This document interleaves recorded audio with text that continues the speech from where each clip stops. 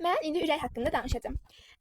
Cəmi ürək 4 kameradan ibarətdir. Birinci kamera sağ qulaqcıq, sol qulaqcıq, sağ mədəcik və sol mədəcikdən ibarətdir. Bu qulaqcıqlar və mədəciklər arasında tali qapaqlar yerləşir. Yəni belə qapaqlar yerləşir. Bu qapaqlar tali qapaqlar adlanır. Qulaqcıqların işi çox sadədir. Yalnız qulaqcıqlara gələn qanı tali qapaqlar vasitəsilə mədəciklərə ötürür. Mədəciklərin işi isə qulaqcıqlara nisbətən daha uzun çəkir. Çünki mədəciklər, yəni qan qulaqcıqlara gəlir.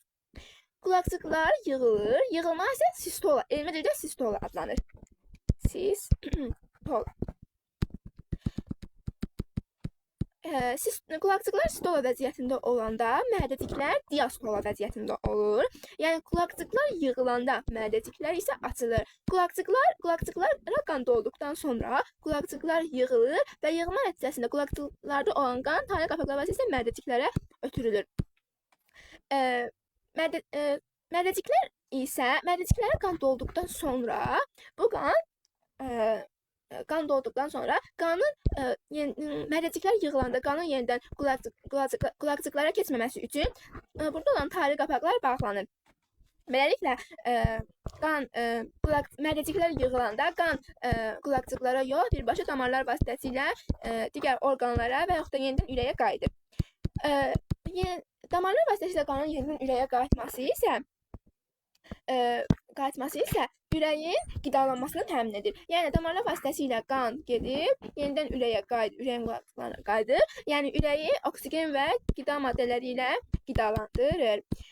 Daha sonra ürəyin sol hissəsində, yəni sol qulaqcıq və mədəciyində oksigenlə zəngin qaz, ürəyin sağ qulaqcıq və mədəciyində isə karbon qazla zəngin qaz olur. Yəni venoz qan, karbon qaz, qazlı qan, venoz qan, digər adı isə çikri qan olur.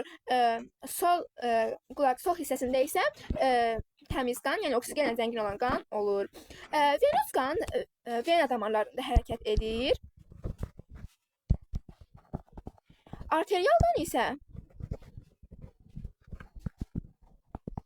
arteriya damarlarında hərəkət edir. Vena damarları qırmızı rəngli, arteriya damarları isə mavi rəngli damarlardır. Yəni burada gördüyünüz mavi rəngli damarlar arteriya damarlarıdır. Digər qırmızılar isə vena damarlarıdır. Burada olan damar isə aorta damarıdır. Aortaya qan şiddətlə, yəni böyük təzyiqlə vurulur. Gördüyümüz kimi ürəyin sol mədəciyinin alt hissəsinin əzələsi qalındır. Çünki aortaya vurulan qan daha böyük təzyiqlə vurulur. Yəni aortadan qan daha sürətlə keçdiyinə görə və aortanın divarı qalın olduğuna görə orada mədəciklərə zərər dəyməsin deyə ürəyin bu hissəsinin əzələsi belə qalın uyğunlaşmışdır. Daha sonra burada gördüyümüz qapaqlar isə damarlar mədəciklərlə damarlar arasında olan qapaqlardır. Bu qapaqlar isə onların, yəni burada olan qanın damarlara keçməsinə və yaxud da keçməməsinə imkan yaradır. Beləliklə, qan birinci qulaqcıqlara gəlir. Qulaqcıqlar sistola vəziyyətində olur, yəni yığılır. Qulaqcıqlarda olan qan tali qapaqlar vasitəsilə mədəciklərə ötürülür. Mədəciklərdə qan yığılır. Yığıldıqdan sonra mədəciklər sistola vəziyyətində olanda qulaqcıqlar diastola vəziyyətində olur. Mədəciklər yığılanda tali qapaqlar bağlanır ki, mədəciklərdə olan qan qulaqcıqlara keçməsin. Beləliklə, mədəciklərdə olan qan qulaqcıqlara yox, birbaşa damarlar vasitəsilə digər orqanlara keçir. Daha sonra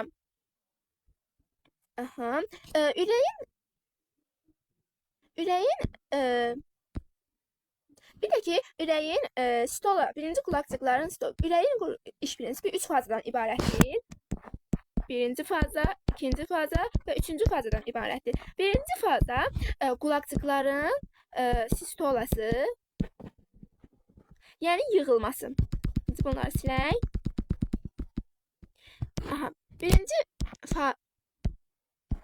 Birinci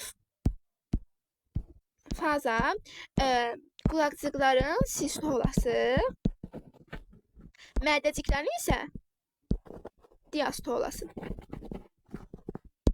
Yəni stola yığılma, mədəciklər diastola isə boşalma vəziyyətində olur.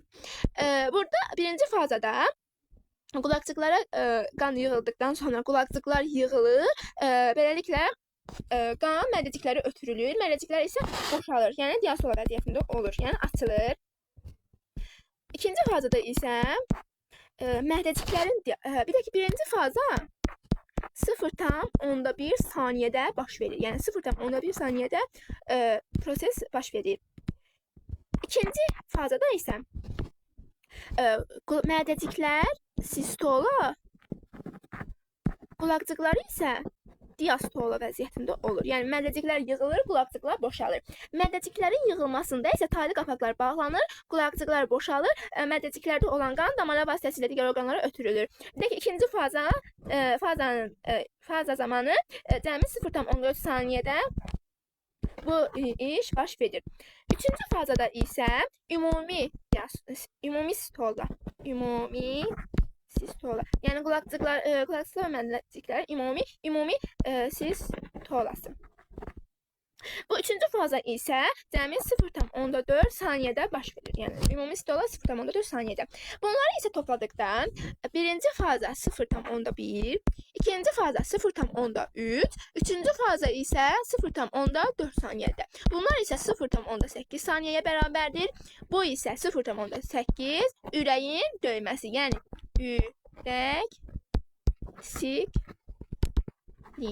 ürək siklini, ürəyin döyülməsidir. 0,8 saniyədə baş verir. Yəni bizim ürəyimizin bir döyülməsinə 0,8 saniyə vaxt sərf edilir. Bunu da deyim ki, biz elə bilirik ki, ürək heç bir zaman dayanmadan, yəni istirahət etmədən işləyir, amma belə deyil.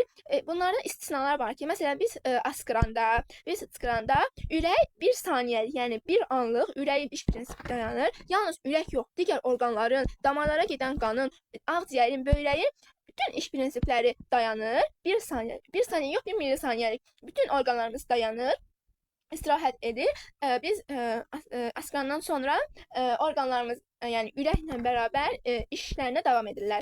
Bir də ki, biz yalnız elə bilirik ki, ürək qidalanmır, yalnız digər orqanları qidalandırır. Mən bunu bayaq dedim. Ürəkdə olan qan ürəkdən damarlar vasitəsilə çıxır.